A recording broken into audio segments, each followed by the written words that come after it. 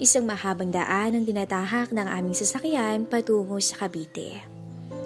Habang masaya kong pinagmamasdan ang daang tila walang hanggan. It's been 2 years since the last time na dinalaw namin ang ama ng aking asawa. Ayaw mo bang umidlip? Tanong ni Melvin sa akin na aking asawa. Hindi naman ako inaantok. Tsaka nakaidlip na ako kanina eh. Tugon ko naman. Iniisip mo ba si Dad? Muli niyang tanong sa akin. Pero hindi ako tumugon sa sinabi niya. Rita, I know na hindi pa ganun kalapit ang loob niya sa'yo. And maybe because wala kayong chance para makapagpalagayan ng loob. And I think ito na rin yung time para doon. Muli na magsambit ni Melvin. Yeah, tama ka dun, honey. Hindi lang siguro maganda ang naging timing ng pagpapakasal natin noon. As of now, ang tangi ko lang iniisip ay kung paano ko makukuha yung loob ng daddy mo. Mahinay na tugon ko. 2 years ago, nang magplano kaming magpakasal ni Melvin dahil na rin sa nabuntis na niya ako. Everything was fine. Pero a week bago ang kasal, pumanaw naman ang mother ni Melvin sa heart attack.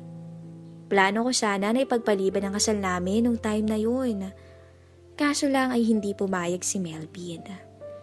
Kaya dun ko unti-unting naramdaman ang paglayo ng loob ng ama niya sa akin. Although, pinaliwanag naman yun ni Melvin sa kanya. Bumukod agad kami at tumira sa Pasay. Dahil malapit lang naman doon ang trabaho ni Melvin.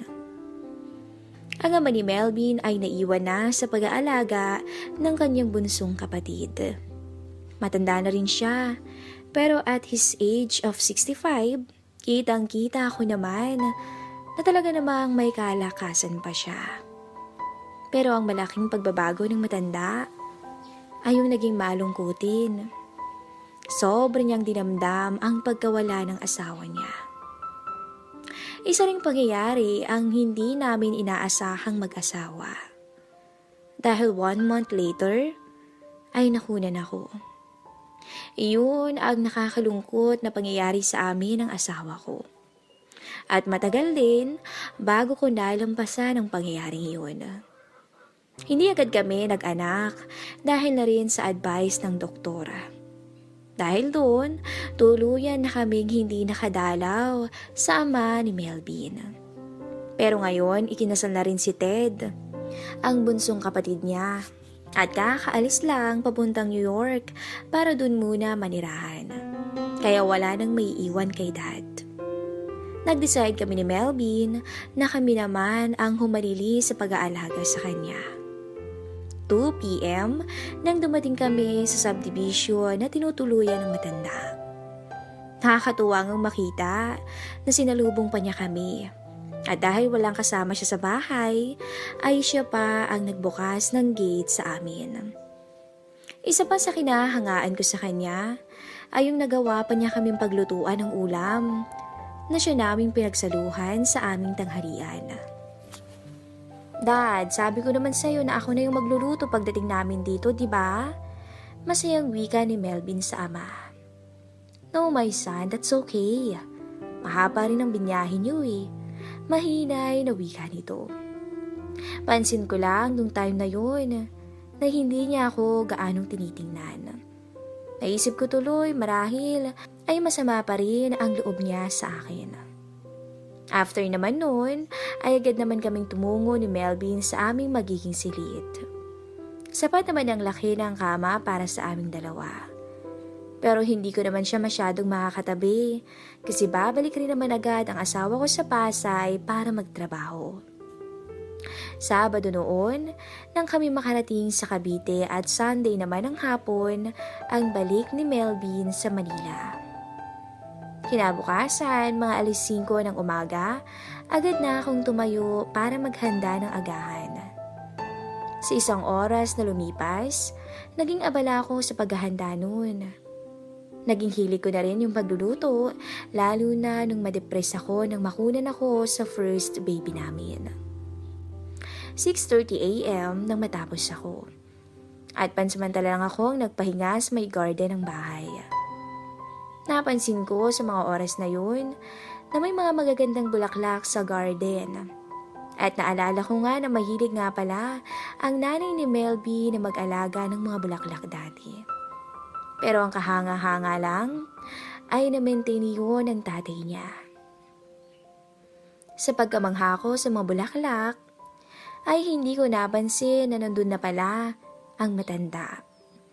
Sa kabila ng pagkagulat ko sa kanya, napansin ko na hindi man lang niya ako binati or tiningnan man lang. Good morning ho. Ang una kong bati sa kanya. Tango lang ng ulo ang iginanti niya sa akin. Sinubukan ko na hindi maging awkward sa amin ang mga sandaling yun. Ay dad, tamang-tama. Kakaluto ko lang ng breakfast. Tara, kain na po tayo. Pag-anyaya ko sa kanya. Pero tango lang din ang itinugon niya sa akin. Dahil doon, bigla akong may nakitang problema sa aming dalawa. Mukhang mahihirapan akong makitungo sa kanya. Lumipas ang araw na sobrang tahimik namin sa bahay. Kahit may mga kasama na siya ay tila wala itong pagbabago. 4 p.m. nang mag-ready na ang asawa ko pauwi ng Manila. Oh honey, ikaw na muna bahala kay dad. Ang bilin nito sa akin pero wala akong tugon. Alam niya ang aking saloobin.